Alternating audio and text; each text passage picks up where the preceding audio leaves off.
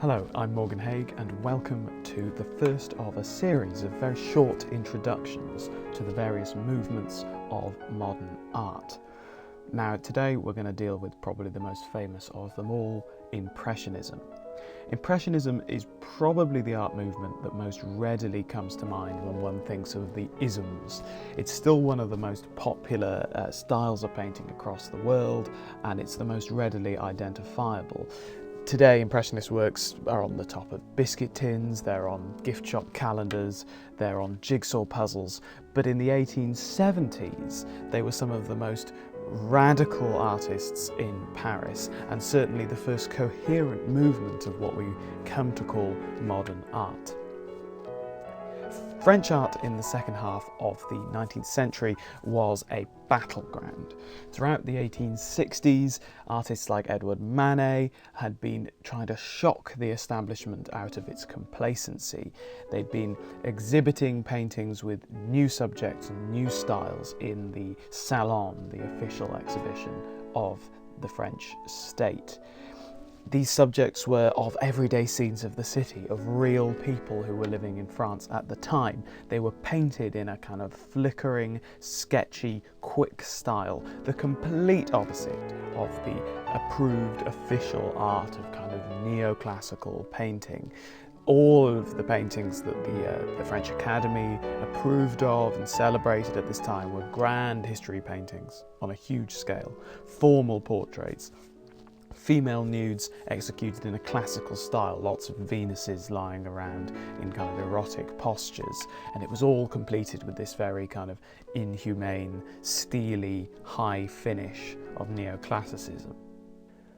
At the same time, the writer Charles Baudelaire was putting together essays and poetry that implored artists to abandon this stuffy style and instead immerse themselves in the real city and to represent the raw and simultaneous experiences that one would get walking through the hubbub of a Parisian street at this time. Impressionism then was born on the 15th of April 1874.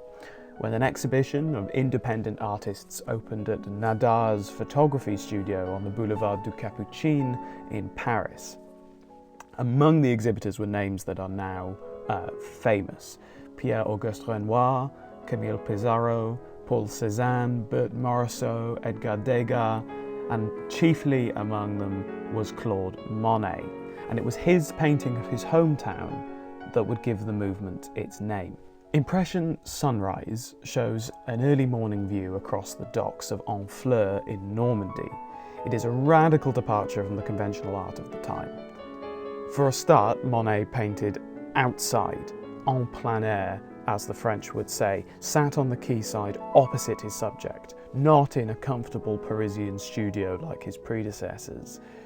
Then there was the speed with which this was painted, indicated by the sketchy brushstrokes. This work would have been completed in no more than a couple of hours or so. These two qualities of painting outside and quickly were vital to the goals of Impressionism. They wanted to find a way of rendering the experience of a moment in paint, to pin down onto a sticky canvas all of the impressions and sensations that one gets in just a short window. When looking across the harbour at dawn, we don't see the cold clarity of classical painting. Instead, our eyes wander in the fog. The glare of the low sun makes things invisible. The light catches the crest of little waves just in such a way for a second, for one moment, and then it's gone. These were the subjects of Impressionism. When the critics saw these works, and the others in the first show, they were not sympathetic.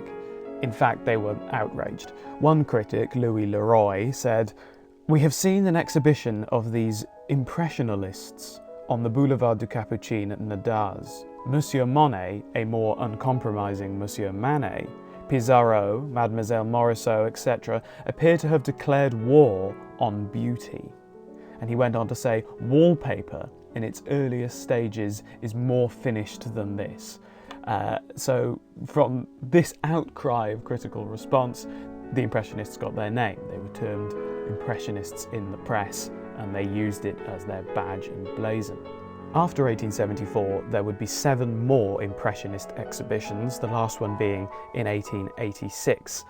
By that point, the art world was moving so quickly that even these Impressionist radicals were starting to look old-fashioned.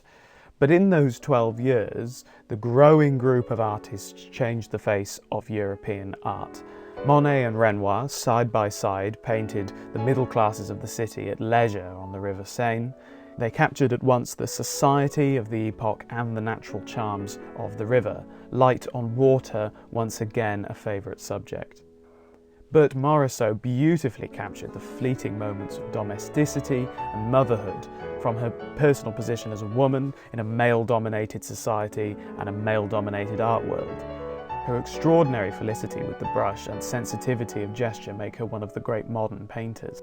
Gustave Caillebotte found his subjects on the recently rebuilt streets of Paris, at once finding charming instances and deep social isolation that came with the increasing industrialisation and urbanisation of the world. Degas, who never called himself an Impressionist but exhibited with them all his life, chose the inside of the ballet and the music hall for his subjects, cropping and selecting odd instances of the vibrating world of Parisian nightlife. And Camille Pissarro explored the beauty of nature in the city, the changing seasons and times of day as caught on the boulevards and streets of the city that was the centre of the art world at the time. By the 1890s, the impetus was with a new generation of painters. Paul Gauguin, Vincent van Gogh, Georges Seurat, and others that would later be termed the post-impressionists and were likely to be a subject of a future video.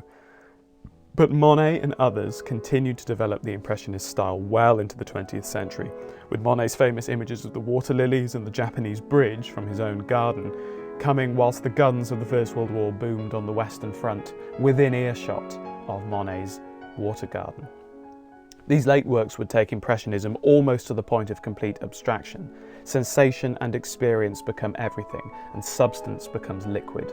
So that's just a very brief introduction to Impressionism, which is a movement which, despite its fame, always has unplumbed depths, and you can find exciting and interesting new painters who aren't necessarily on the well-trodden paths of Monets and Renoirs. So definitely something to explore for yourself. So thank you for watching. Please subscribe, like, comment with any other movements you'd like to have an introduction to. I'll be back again soon with another video, but in the meantime you can find me on Instagram, on Twitter, there's my website, and if you'd like to buy me a coffee to say thank you for the videos and the articles, then you can find all those links in the description of this video, and I'll see you next time.